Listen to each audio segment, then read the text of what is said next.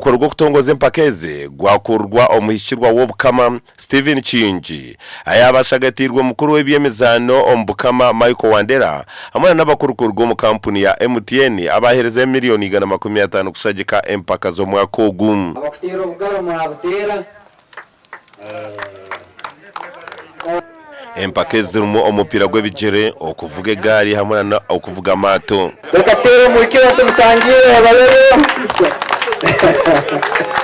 wonderful Paulo yobulikiro obumbaza tinyebwa kubazaho ikigambo cya Ruhanga abo kubitwena tujya kwemerera amaiso ga Ruhanga kirukimu kugarukamwe ibyo twakozere hansa. Last year, Right Honorable Prime Minister, we had a very successful sports season in Tooro Kingdom. It was very exciting to see the different masaza mobilize. Empaka zo mupira gw'ebigere zo mwaka gwawire zikasingwa ishaze rya cyaka okurwo muri Kyegegwa kandi kurugera ahabukama omusingizi w'empaka zo mwaka ogo naija kuba nayisingurira miliyoni 10. Hati we are running the two events concurrently. Kino nikimanyisangu nikija kwetagisa kutamu amani maingiho kukeraho nkoku twakozere mwaka guhoyiri. Our kingdom is a uniting factor. Whether you're NRM, whether you're NOP, whether you're not Tooro, whether you're from foreign countries, omukama agamba abantu batooro. Bagamba abatooro.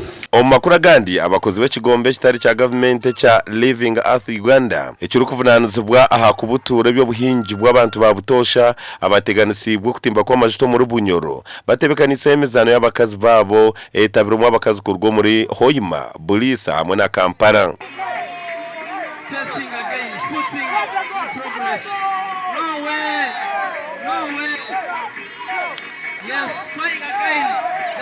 Abasingire bona bakwasibwe ebikopo hamwe n'emidali.